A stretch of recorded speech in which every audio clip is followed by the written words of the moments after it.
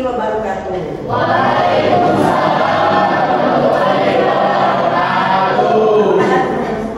Baik. Ya, baik, untuk hari ini kita masuk sesi ke-15. Satu kali sesi lagi, sesi terakhir ya, menjelang UAS.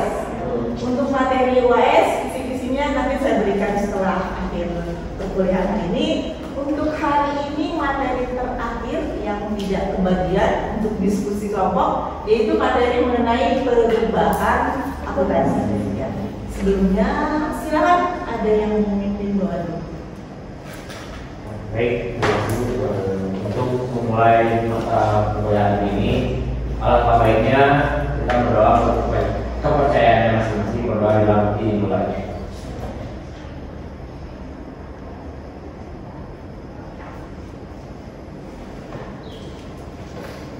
Doa selesai. Oke, teman-teman, kita lanjutkan lagi. Untuk hari ini hadir semuanya. Ada yang hadir. Nanti saya absensinya terakhir aja ya. Kita masuk ke materi perubahan akuntansi. Sebelum lebih lanjut, apa yang terpikir oleh teman-teman tentang perubahan akuntansi? Perubahan akuntansi apa kira-kira? Kalau salah catat masuk perubahan akuntansi enggak? Selain itu apa lagi? Perubahan, berarti ada apa? Ada kebijakan yang baru. Ya, berarti ada perubahan karena ada kebijakan yang baru. Itu salah satu yang paling besar sebetulnya dari situ sebetulnya. Oke, kita lanjut dulu. Ini untuk mata kuliah hari ini diharapkan teman-teman setelah mempelajari materi ini mampu memahami dan mencatat dalam hal ini pastinya dalam jurnal. Tentu saja lanjut ke posting besar sampai akhirnya ke pelaporan. Semua sudah paham ya siklus akuntansi dari mulai pencatatan, penggolongan, pengisian, kemudian baru pelaporan. Terkait dengan rekening atau nama akun yang bersangkutan karena adanya perubahan transaksi keuangan tersebut. Apakah itu di perusahaan jasa, perusahaan dagang, maupun di perusahaan industri. Ini saya tambahkan kayaknya diberikan pada kelas S1, kelas akuntansi untuk program saja. Itu ya. Oke. Untuk pokok bahasan kali ini mudah-mudahan bisa tuntas. Pembahasannya adalah terkait mengenai perubahan akuntansi, bagaimana maksudnya, pengertiannya, kemudian lebih dalam mudah-mudahan bisa sampai tuntas. Bagaimana dengan contoh kasus dan pembahasannya, mudah-mudahan bisa diterima semua oleh teman-teman. Kenapa hari ini sesi ke-15? Hari ini teman-teman semester ke-4 baru diberikan sekarang, karena dianggap teman-teman ini sudah kelotok. Siklus akuntansi sudah kelotok kan? Nah, akuntansi biaya belum ya? Sudah. Akuntansi biaya sudah. Siklus akuntansi sudah apa? Kalau akuntansi manajemen dikasih belum? Ya berarti nanti bertahap ya. Ini baru sampai, makanya si ranahnya itu hanya koreksi akuntansi untuk perusahaan jasa, dagang, industri, tapi dalam ranah yang belum terlalu tinggi tingkat kesulitannya. Ya. Yang harus fokus teman-teman pahami adalah yang sebenarnya bagaimana. Maksudnya apa? Jurnal penjualan tunai. Gimana jurnal? Pas, debit, kira-kira penjualan. Jurnal membayar hutang.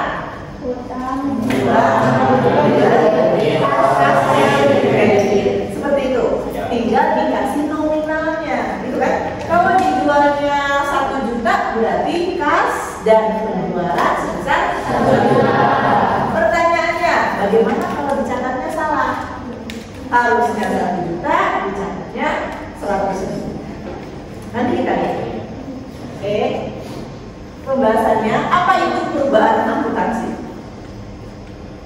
sudah dijelaskan. Ada yang mau mengungkapkan kembali apa itu perubahan akuntansi?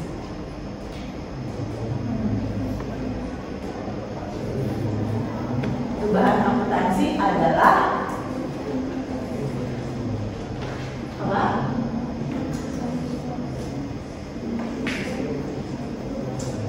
Adanya aturan yang tentu saja tidak sama dengan yang sudah berjalan. Adanya aturan yang baru, timbul perbedaan, gitu ya.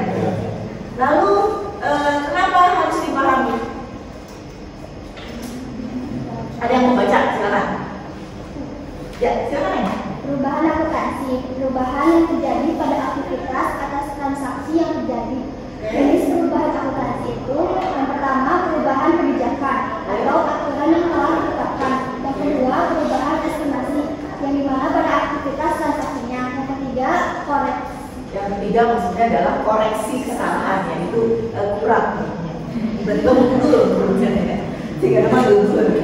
Oke, perubahan kebijakan. Contohnya bagaimana? Kalau kemarin pernah dengar nggak perubahan pajak? Udah dapat pajak ya? Belum. Jangan pajak. Perubahan pembayaran kendaraan bermotor sampai tanggal berapa? Pernah dengar nggak? Tetap enggak. Jadi kalian selama ini hanya pakai aja ya? Ya.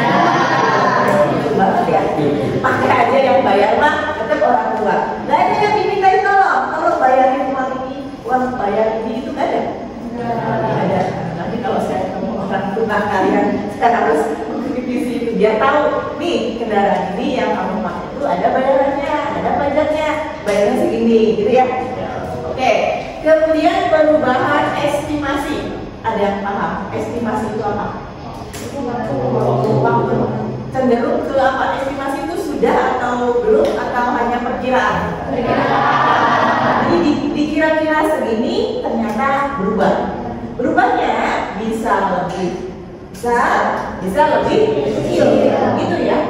Kalau koreksi yang tadi harusnya 1 juta dibayar 100.000 atau harusnya diterima 1 juta diterimanya 100.000. Kira-kira seperti itu. Kemudian kita lihat bagaimana koreksi kesalahan. Di antaranya ini ada yang bernama retrospektif. Ini menurut PSAK. Apa itu PSAK? Pedoman standar akuntansi keuangan.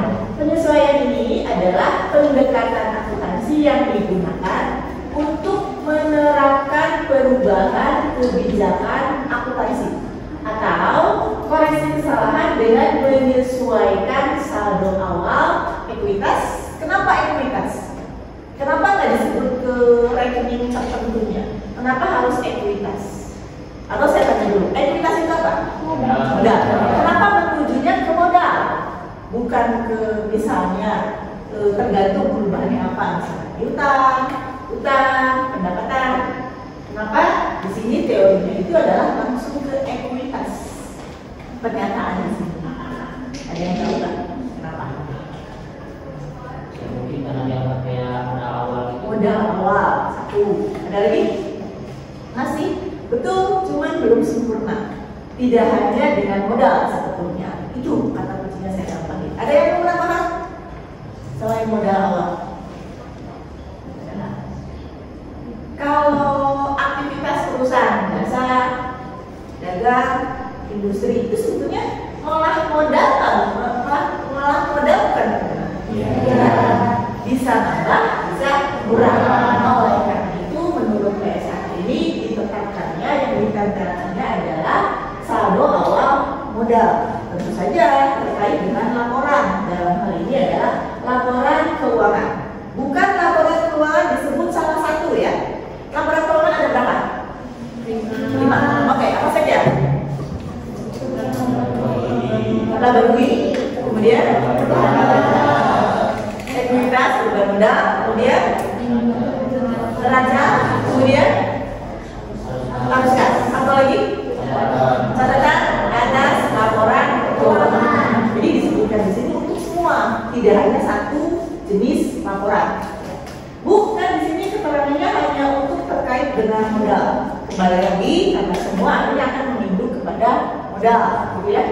Kemudian seolah-olah kebijakan baru atau koreksi tersebut telah ditetapkan sejak awal. Sampai di sini bisa dipahami? Bisa ya? Jadi saya sudah membuat jurnal, kas, dan pendapatan misalnya 100.000. Gimana kebijakan yang sudah ada itu dan yang baru itu? Berkaitan itu sama ya, bahwasanya penerimaan yang dicatat menambah kas dan pendapatan itu sesuai dengan realisasi. Gitu ya? Oke. Kemudian ini saya tunjuk yang tadi. Saya mau membacakan yang keras, silakan. Pendapatan yang belum diakui. Jawabannya Karena belum diakui maka periode perjalanan diakui dan dimudahkan jurnalnya. itu jurnalnya adalah kas dan pendapatan.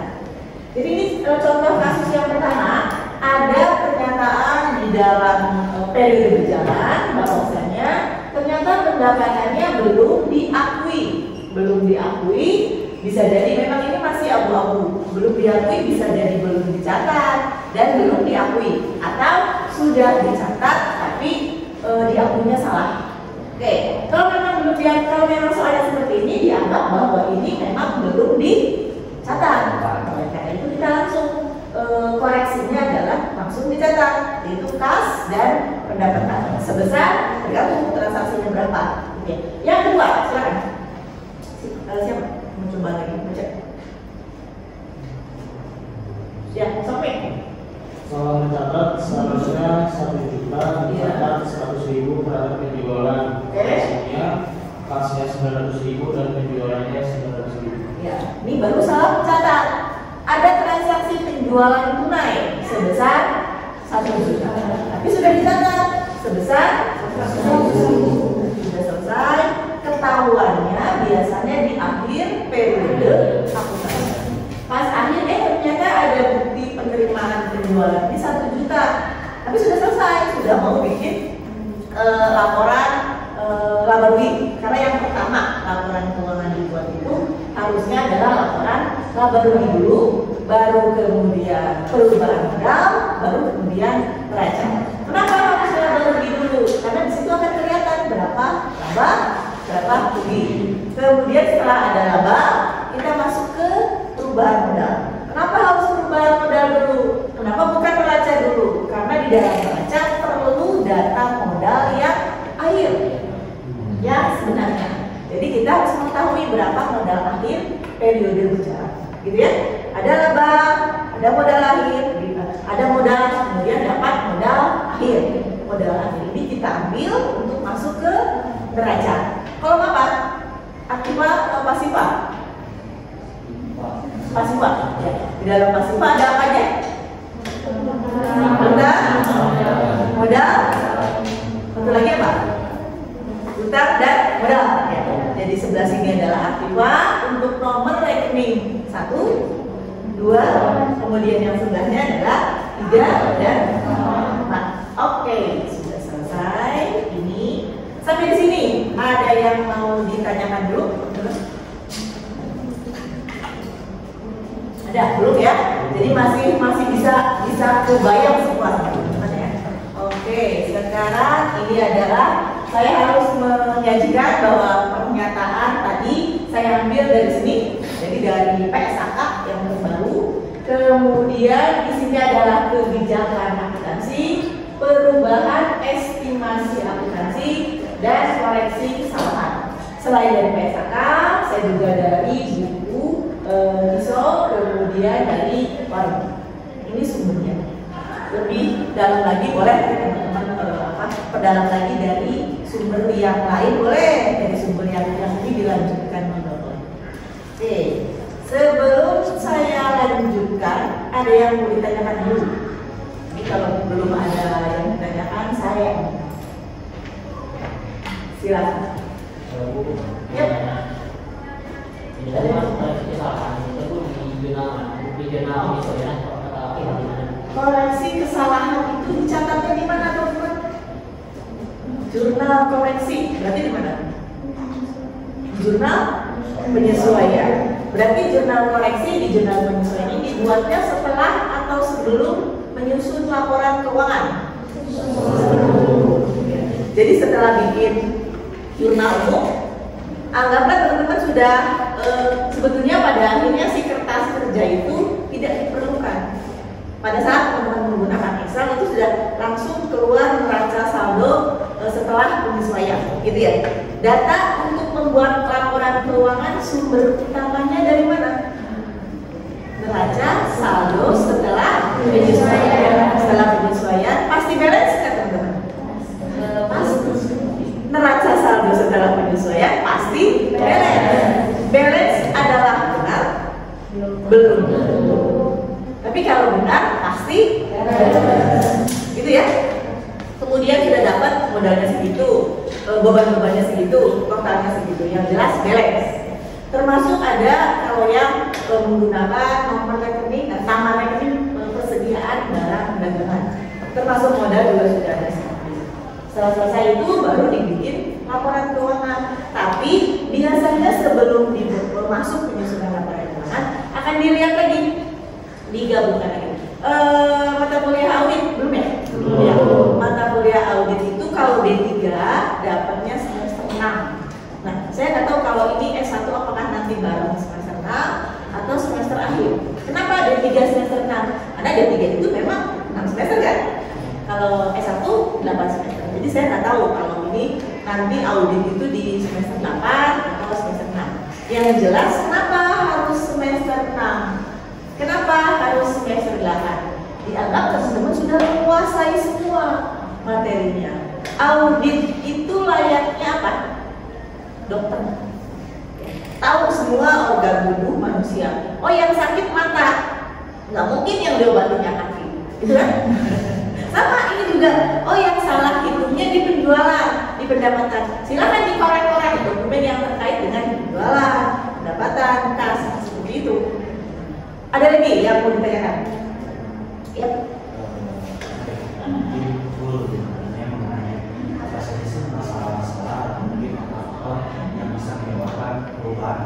Oke, ada yang mau menjawab apa yang menyebabkan penyebab faktor timbul perubahan akuntansi?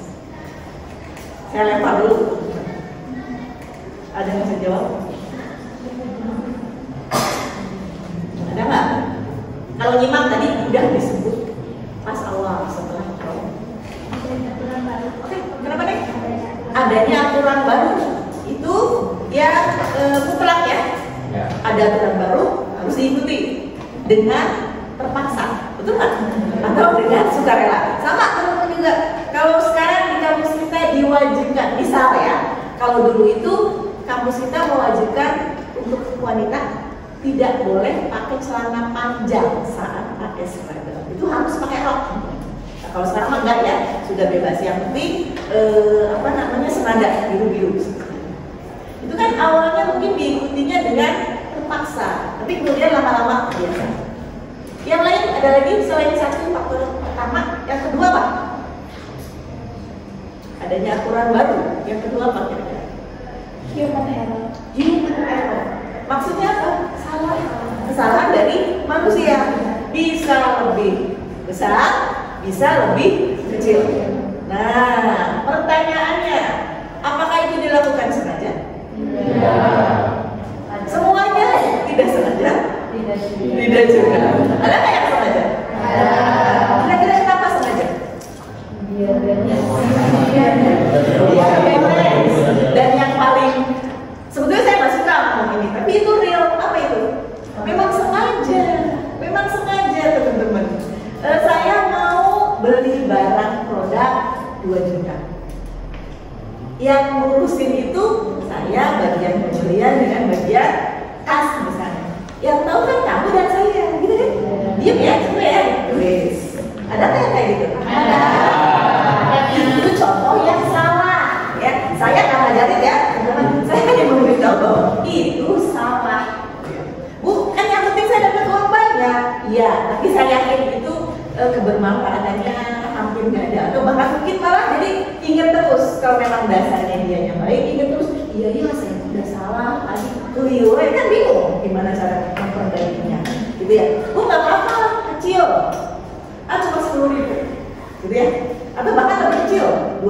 1.000. Iya, tapi kalau 1 juta kali jadi lebih.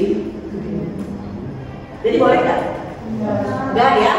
Jangan sampai saya dengar lulusan LPKIA kalau kesalahan nggak sengaja itu manusiawi. Ya. Tapi kalau disengaja itu yang sebut keluar yang namanya korupsi, gitu ya. Bu, udah saya mah bawahan. Ya, saya bawahan, atasannya Dani. Yang kena Dani, betul. Ya, ini hanya contoh. Ibu contohnya ke saya. Tapi tetap apa namanya rasa tidak nyaman itu pasti ada. Itu yang pertama. Kemudian yang kedua, nggak akan bermanfaat, nggak akan berkah. Saya yakin. Ya, mangga aja, jalan yang gede-gede ya nanti di usaha. Teman-teman dikasih bekal sama orang tua. Ya, senyum, udah tahu pasti itu pertanyaannya sana. Pertanyaannya cuma gampang, jujur, mau nggak gitu ya? Bekalnya habis. Padahal, gitu kan? Itu bohong nggak? Gitu kan? Bu, tapi kan ibu saya mah baik, nanti dikasih lagi. Betul, padahal dengan kata kunci ibu saya baik, harusnya jujur. Gitu ya, itu perilaku ya. Ada kalau mungkin di sini belum ada akuntansi keperilakuan, itu ada. Cuma saya kata mungkin belum sampai ya untuk pembelajaran di kampus kita. Tapi di kampus lain atau mungkin di level S2, S1 atau lebih khusus ya, itu akan ada pemeriksaan. Terus siapa yang tanya? UAS ya? UAS ya? Oke, ada lagi yang mau ditanyakan? Atau mau didiskusikan? Belum ada? Oke, kalau belum ada, sebentar sebelum ke ini ada pertanyaan. Ya, sekarang saya mau buat pertanyaan kalau belum ada. Boleh dicatat ya, teman-teman. Pertanyaannya adalah penerima pembayaran pembelian perlengkapan. Ya, tulis aja, nggak apa-apa. Pembayaran pembelian perlengkapan secara tunai. Pembayaran pembelian perlengkapan secara tunai sebesar 800.000. Padahal total harga perlengkapan itu adalah 550.000. Oke.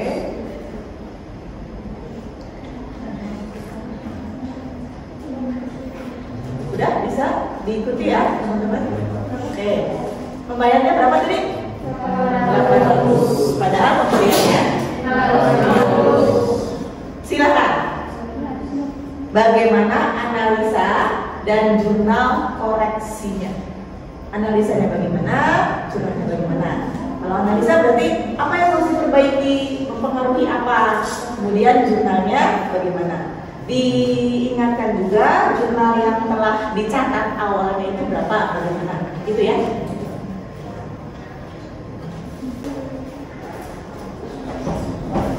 Satu lagi deh, biar blok ini jawab satu, blok ini satu lagi, gitu ya. Nggak apa-apa, di semua kerjain. Tapi nanti saya minta yang jawab dua perwakilan dari satu dan satu. Pertanyaan kedua. Sebentar, saya pikir dulu ya. Pembelian secara kredit sebesar 2.500.000. Pembelian secara kredit sebesar 2.500.000 dicatat sebagai pembelian tunai. Silakan sama dengan yang tadi, analisanya bagaimana, jurnalnya bagaimana. Kemudian teman-teman jawab semua, nanti pilih atau boleh tadi langsung angkat tangan siapa yang mau menjawab sebelah sini, siapa yang mau menjawab sebelah sini. Ini beneran serius tambahan untuk nilai UTS 20 poin. Tapi satu ya yang menjawab.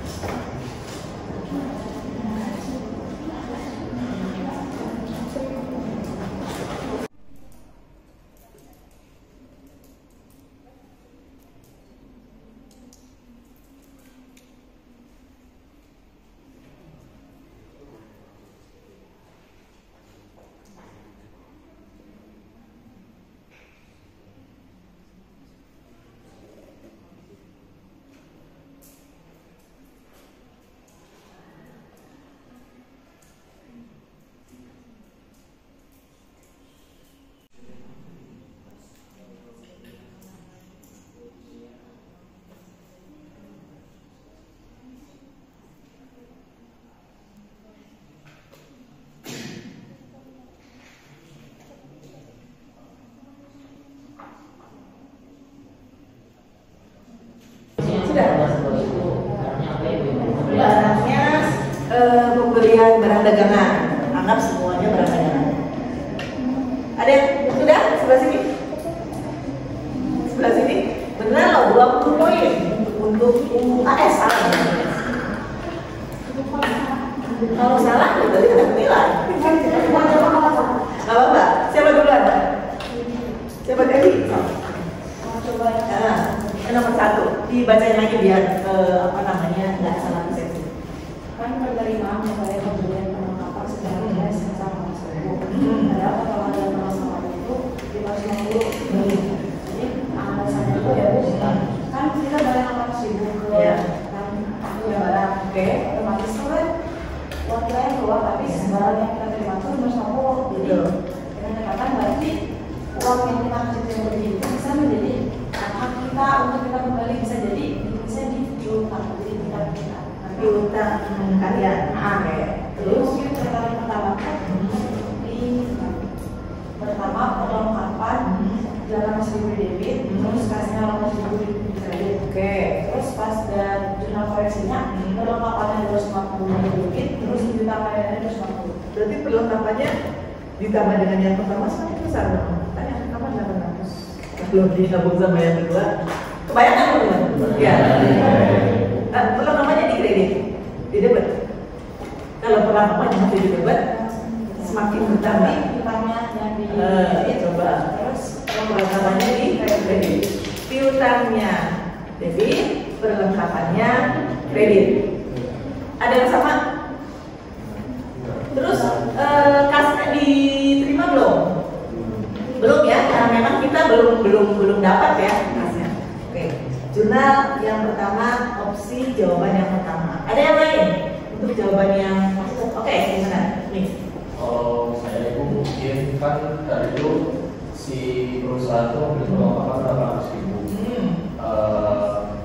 Tapi ternyata perlengkapan itu harganya 100.000. Otomatis si perusahaan ini dia membayar lebih perlengkapannya sebesar 300.000. Nah, buat jurnal koreksinya mungkin bisa dia ada piutang dari perusahaan perlengkapannya itu sebesar 300.000. Plus dia bakal terima kas dari perusahaan sana sebesar 300.000. Jadi jurnalnya ditulisnya piutang atau kas? Kasnya di debit juga. Kasnya di debit. Kasnya di debit dengan di kreditnya perlengkapan. Piutang. Piutang. Piutang. Kasnya di debit 300.000, piutangnya di kredit 300.000. Oke, opsi kedua. Kita bahas ya teman-teman. Yang kedua, tadi kata Naomi, kasnya di debit, piutangnya di kredit. Pertanyaannya, piutang yang kapan? Kalau kita catat penerimaan piutang, betul nggak teman-teman? Diterima piutang, jumlahnya gimana? Kas dan piutang. Tapi piutangnya ada sebelumnya, betul? Ya. Semester 1 kalau nggak salah. Ya. Sekarang belum ada nih piutangnya, adanya kan pembelian perlengkapan. Kok muncul piutang? Konteksnya pertanyaannya hanya satu ya teman-teman. Anggap pokoknya itu gitu. Jadi kalau jangan kembali ke semester 1. Kan Bu di semester 1 ada catatan dibeli muncul piutang terus diterima piutang, kalau ini tidak ada. Ya.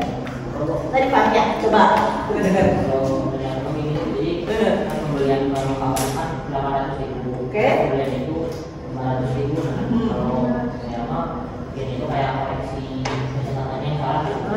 Jadi di koreksinya itu pasnya 300.000, ya perlengkapannya 300.000. koreksi kasnya bertambah 300.000, perlengkapannya berkurang 300.000. Memang di sini ada ambigu ya. Kenapa? Pertama, ini yang salah apa? Gitu kan? Yang salahnya pencatatan aja atau memang posisinya kita sebagai pembeli aja. Uangnya sudah selesai, terus dikeluarkannya segitu, tapi kita mengeluarkannya segitu. Di situ, di soal itu tidak ada penjelasan, betul nggak? Jadi, ada lagi yang menjawab kan? Nomor 1. Oke, kita bahas ya. Jadi pertanyaan nomor 1, kalau dari jawabannya Betul nggak? Betul nggak? Bisa jadi. Alasannya apa? Karena tadi analisanya mana yang di depan? Piutang. Yang di kredit? Perlengkapan. Piutang, perlengkapan, catatan piutangnya bertambah, perlengkapannya berkurang. Hanya catatan. Betul ya? Sebetulnya yang bikin bingung adalah si soalnya itu tidak ada pernyataan apakah yang salah itu yang nyatet atau memang realitanya salah.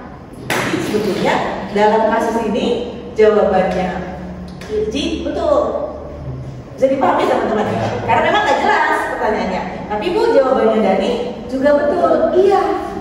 Karena memang ini Bu seandainya seperti ini, saya jawabnya seperti ini, betul nggak? Tapi sekarang yang ingin saya yakinkan adalah jadi gimana? Mau bagi dua atau sendiri-sendiri? Udah bagi dua ya? Udah, nanti di di WA aja. Tadi yang jawab benar adalah Pujia dan Dani. Nanti urusan nanti tambahannya berapa, gimana nanti saya lihat. Itu ya, nanti masuk ke WA ya, saya lupa.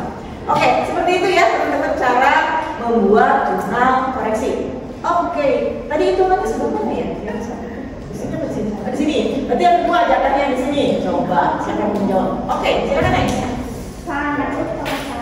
Pembelian secara kredit sebesar 2.500.000. Oke. Dicatat sebagai pembelian nilai. Oke. Terus? Nah, otomatis koreksi kesalahannya utangnya di debit berkurang sekitar 2.500.000 dan kasnya di kredit bertambah. Ya 2.500.000. Oke. Ada yang beda? Coba. Untuk soalnya kan pembelian secara kredit ya Bu sebesar 2.500.000. Ya. Dicatat sebagai pembelian. Kalau yang yang salahnya gitu ya, pembelian di kredit, di debit, terus kasnya di kredit sebesar 2.500.000. Nah, buat jurnal koreksinya itu ada pembeliannya di debit, terus kreditnya utang usaha. Karena di pembeliannya kredit. Karena dia dikeluarin ya. Mana yang betul? Ya, jadi yang kedua ya, yang betul ya. Kalau ini jelas ya, klasifikasi ini salah, ini betul, jelas ya. Yang salah yang kedua. Ya, kurang lebih. Nggak apa-apa nanti dicantumin aja nama semua di BAG. Atau langsung lobby aja ya, saya dealkan. Kurang lebihnya untuk materi koreksi kesalahannya itu seperti itu teman-temannya. Selanjutnya untuk hari ini saya langsung saja untuk absensi saya tidak akan manggil semuanya ya. Saya akan ambil hari ini yang tidak hadir berarti siapa? Masuk semua. Kalau Kamila yang mana? Oh ya, oke. Saya tanya tahu aja ya. Kalau Rinjani, oke. Ya. Ibu di mana? Ya saya apa nama? Kalau Desari, udah apa? Saya panggil aja ya. Oke. Kemudian salah. Oke. Baik, untuk pertemuan kali ini saya cukupkan. Mudah-mudahan teman-teman tidak puas ya. Nanti